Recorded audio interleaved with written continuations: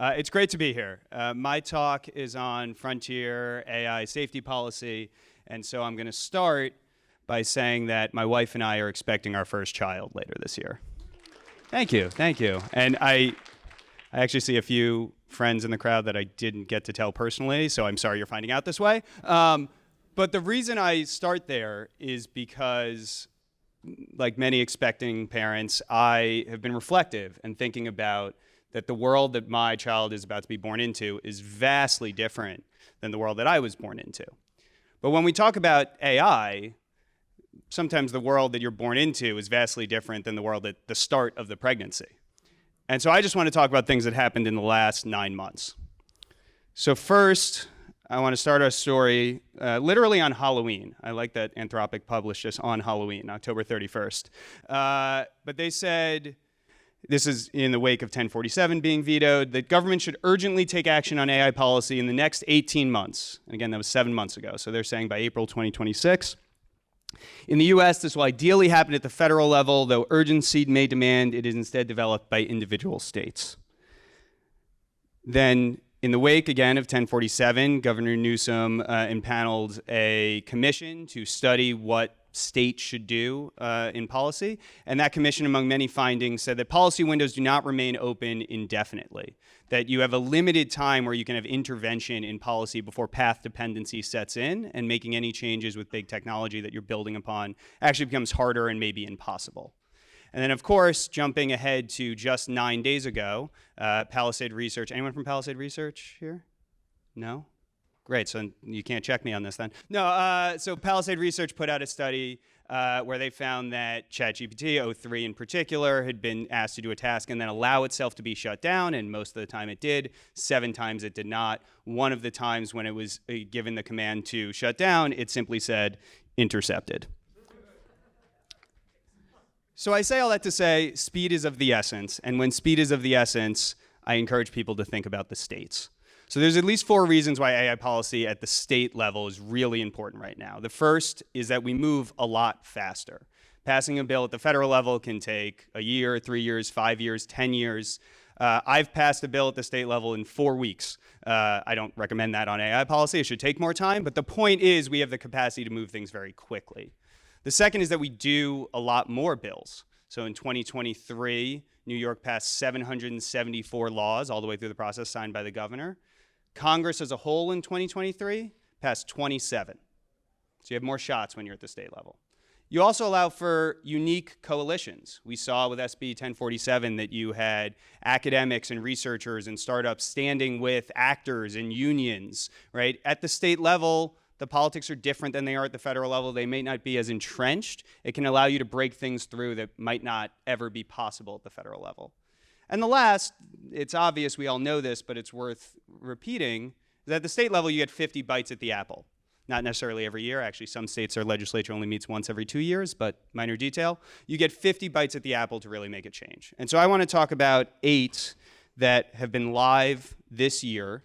I'm going to start with the 4 where the legislative session is done or wrapping up this weekend, so these bills have not passed this year, and then go to 4 more where they're still live. I will say I put this together very quickly. I am sure, I see people taking photos, I am sure I got 1 or 2 boxes wrong on this. So take this as a high-level overview and not necessarily absolute fact on each of these bills. But I want to talk about the different approaches that have been tried at the state level and then talk about what's live and where you can actually take action. So I'm going to start, and again, they're ordered in terms of when the legislative session ends, which is sometimes a tricky question. In New York, our Senate ends on June 12th, our Assembly ends on June 17th. Don't ask.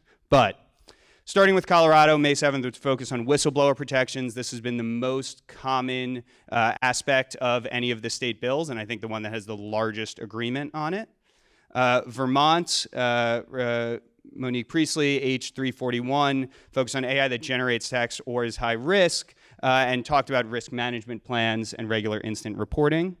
Illinois was really close this year. Dan Didek made a great push here, along with help from many people in this room, that focused on transparency around safety plans and making sure there was disclosure about what companies were actually doing without necessarily holding them to the external standards, but getting that information out in the open, getting capability disclosure out in the open. And then Texas, which is the one red state that's up here, started with a bill that included frontier models along with many other things, Triaga, but it got edited down over session, and so the final version didn't really cover that, but it was an attempt, it was a push forward. It's happening in both blue states and red states, and a thing to keep in mind as we keep pushing going forward. I'm going to jump to the ones that are live, and I'm actually going to do this backwards. So Massachusetts, which has the latest session ending around November 19th, Senator Barry Feingold has introduced basically an exact copy of 1047. There's, I think, a word change here or there, but you can model it very similar to SB 1047. Conversely, in California, Senator Scott Wiener, the original author of 1047, now has a bill that is focused almost exclusively on whistleblower protections. It also builds out a cloud compute cluster, to the comment earlier about state capacity and being able to do research. It aids on that side as well. California, probably more than any other state, frequently amends bills. So I think this one's already been amended 3 times and may evolve into something else in the future, but that's the current version of it. Rhode Island has a pretty interesting proposal which doesn't really lay out specific standards for AI research, but does say that AI model developers will be strictly liable for harms that come from their models. And so it basically says, government, maybe we are not the best to tell you how to keep your models safe, but we'll just make sure you internalize all of the risk. You are the experts. Figure out the best way to keep everyone safe, because if something goes wrong, it's all on your shoulders. I think it's an interesting proposal. I actually have a separate version of it I'm working on in New York, but a lot of credit to Senator Victoria Gu for pushing that forward.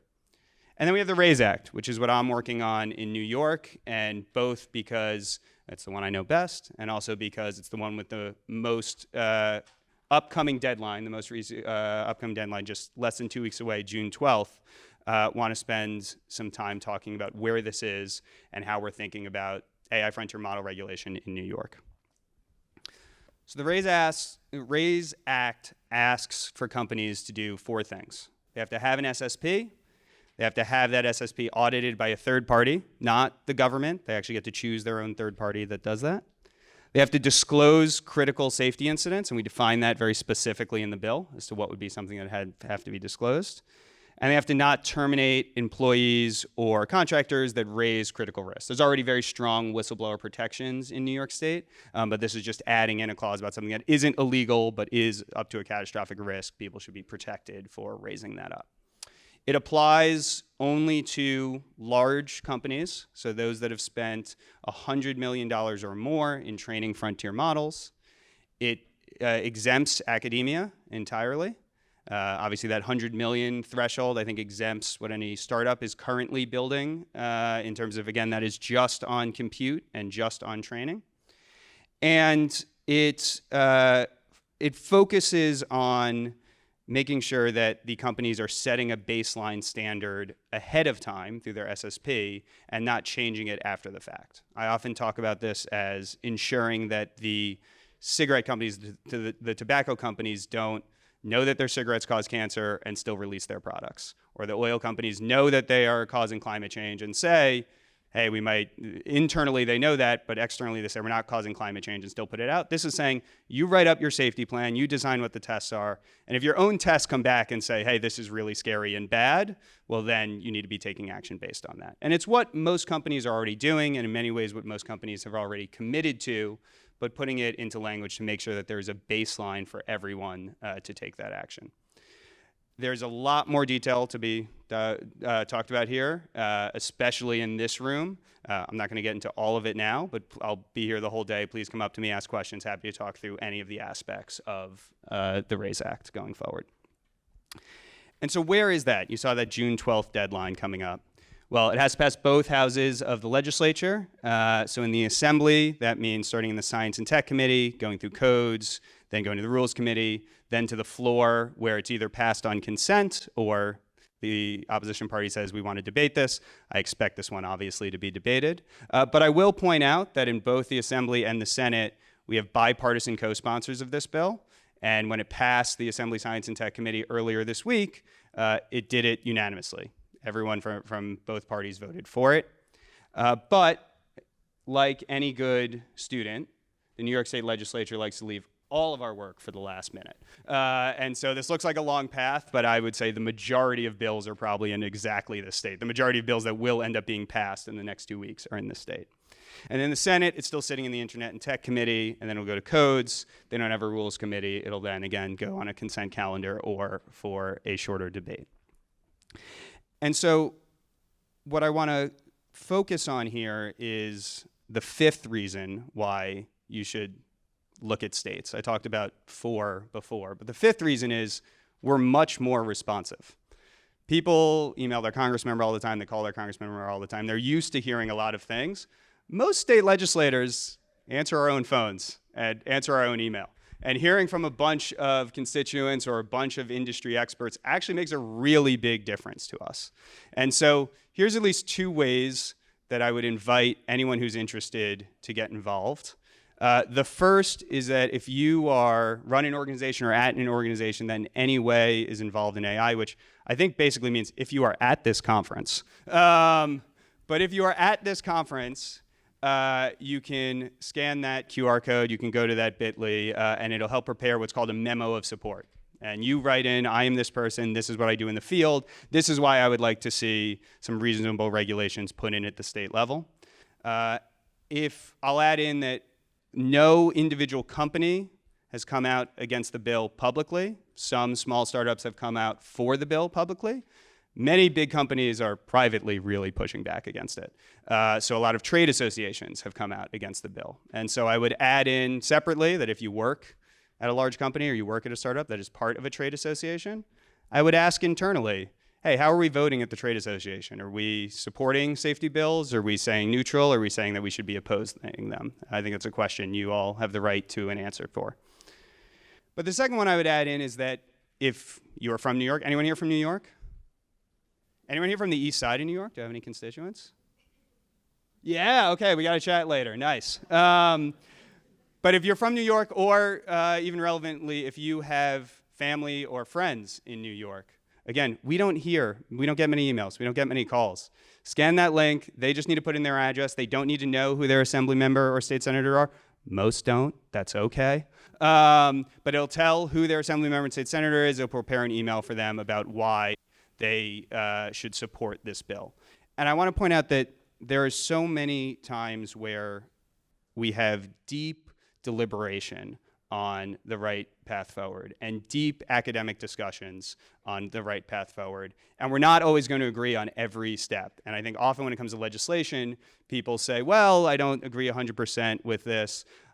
I don't agree 100% with the RAISE Act. It is a bunch of compromises to get there, as all legislation is. And you saw we had 8 different states. They're all slightly different. But read it, talk to me at this conference. If you think it's something that helps to advance the cause of safety, we have 2 weeks where your direct actions can make a huge difference in whether we get any of these laws passed in New York. And so I can assure you that there are many people who are fighting against this and want to ensure nothing goes forward. And I would invite you all to join the fight in making sure that something does that we can build upon. And so I just want to end this talk by thanking you for your time, thanking you for all that you have already done to make the world a safer place and to advance AI safety. And thank you for all that you are going to do going forward, both in your jobs and your professions already, and by directly taking action when you can on policy to make sure that the world that my child is born into is one that is safer than the world today. Thank you.